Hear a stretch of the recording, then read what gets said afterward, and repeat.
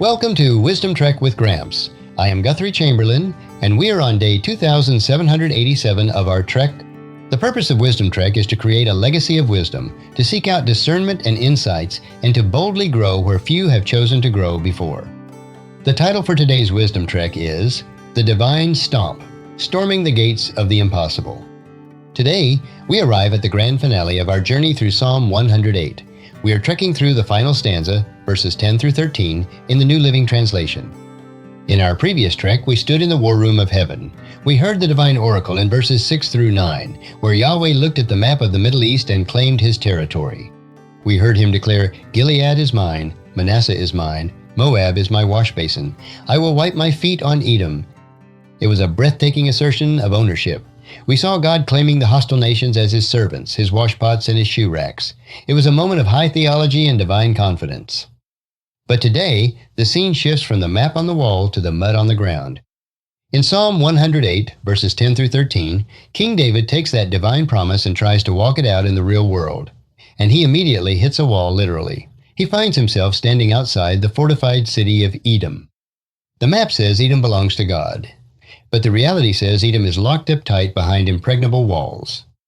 This is where the rubber meets the road in our spiritual lives.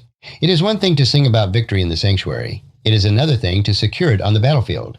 It is one thing to believe God owns the problem. It is another to see him conquer it.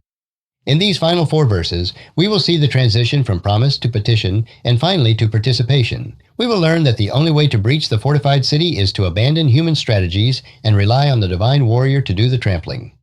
So, let us draw our swords one last time and march toward the gate. The first segment is The Crisis of Geography, the Impregnable City. Psalm 108, verse 10. Who will bring me into the fortified city? Who will bring me to Edom? The psalm moves from God's voice back to David's voice, and David has a logistical problem. God just said in verse 9, "I will wipe my feet on Edom." David responds, "Okay, Lord, but who is going to get me inside? Who will bring me into the fortified city? Who will bring me to Edom?" To understand the weight of this question, we have to look at the geography. The ancient capital of Edom was Bozrah, and later Petra Selah. Edom was legendary for its natural defenses. It was carved into the red sandstone cliffs. The only way in was through a narrow canyon called the Seek. It was a natural fortress that armies broke themselves against for centuries. It was the fortified city, Mibzar par excellence. When David looks at these walls, he realizes that human military strategy is not enough. You cannot just march into Edom. The cliffs are too high. The gates are too strong. This represents the impossible situation in our lives. We all have an Edom. It might be a hardened heart in a family member. It might be a financial crisis that has no logical exit. It might be a cultural stronghold that seems utterly resistant to the gospel. We have the promise we know God is sovereign, but we are standing outside the locked gate, asking, "Who will bring me in?" The second segment is The Crisis of Theology, the Silence of the General. Psalm 108, verse 11. Have you rejected us, O God? Will you no longer march forth with our armies? The physical obstacle leads to a spiritual crisis. Have you rejected us, O God?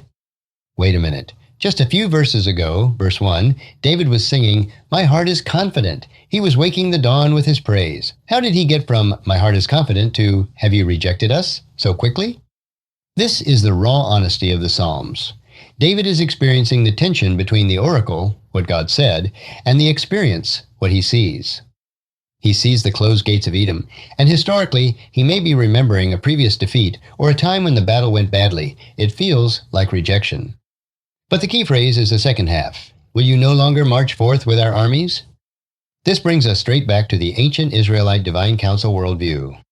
In ancient Near Eastern warfare, a battle was never just men killing men, it was gods fighting gods. When an army marched out, they believed their deity marched in front of them or above them to secure the victory. Israel believed this too. Yahweh is the Lord of hosts, Yahweh Sabaoth, the God of the angelic armies. When David went to war, he expected the invisible host of heaven to go with him. David's fear here is that the divine warrior has stayed home. If God does not march forth, Yatzah, with the armies, then Israel is just a group of guys with sharp metal sticks fighting against a fortress. And without the spiritual air support, they are doomed. He realizes that the stronghold of Edom is not just physical, it is spiritual.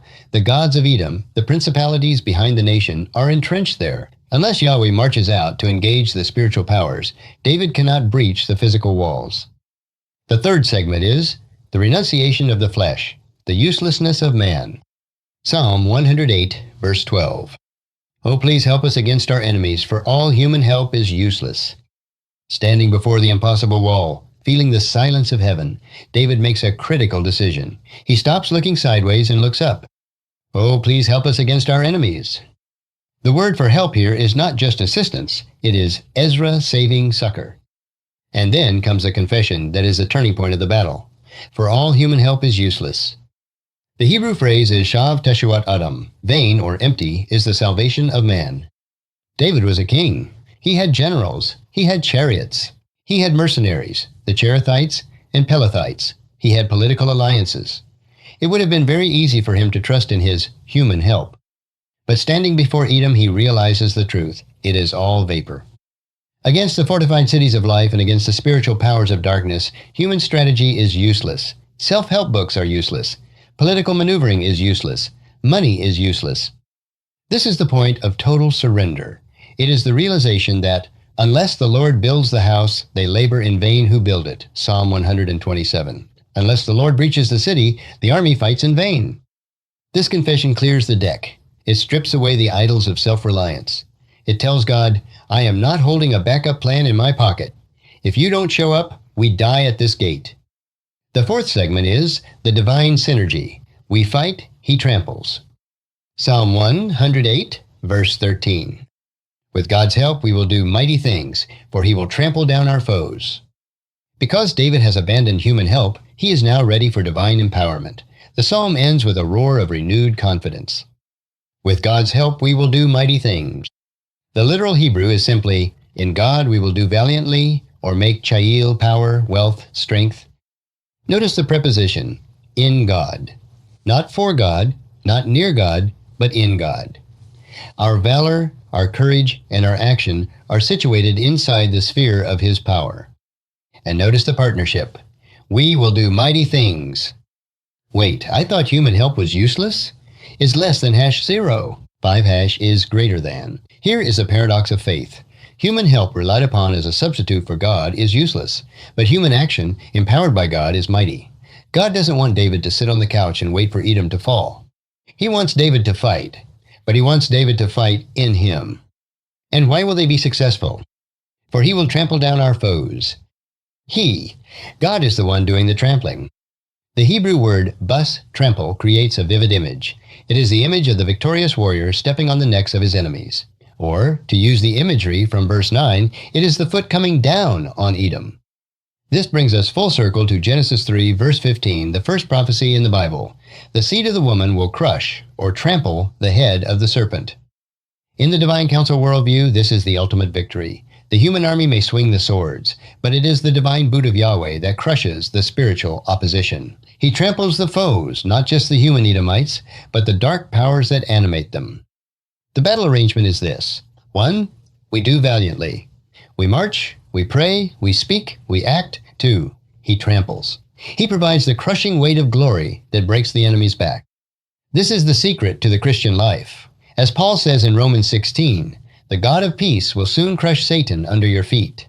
Note whose feet? Yours. And whose power? God's. It is his weight, but he uses our feet to do the stomping. Psalm 108 takes us on a journey from the sanctuary to the battlefield. It begins with the fixed heart waking the dawn. It moves to the divine map, claiming the promise. It confronts the fortified city, the reality of the obstacle. It renounces human help, the death of pride. And it ends with the divine stomp, the victory of God. This is the remix we need for our lives. You may be facing a fortified city today. You may have a promise from God that seems contradicted by the locked gates in front of you. Do not give up. Do not look for a political solution or a quick fix from human help. Instead, do what David did. Look up. Remind God of his promise. Edom is your washbasin. Admit your total dependence. Human help is useless. And then, get up and do mighty things. Take the step of faith. Swing the sword of the Spirit, because when you move in God, he moves with you. and there is no wall in Edom and no demon in hell that can stand against the weight of his foot. If you found this podcast insightful, please subscribe and leave us a review. Then encourage your friends and family to join us and come along tomorrow for another day of Wisdom Trek, Creating a Legacy. Thank you so much for allowing me to be your guide, mentor, and most importantly, I am your friend as I serve you through this Wisdom Trek podcast and journal. As we take this trek of life together, let us always live abundantly, love unconditionally, listen intentionally, learn continuously, lend to others generously, lead with integrity, leave a living legacy each day. I am Guthrie Chamberlain, reminding you to keep moving forward, enjoy your journey, and create a great day every day. See you next time for more daily wisdom.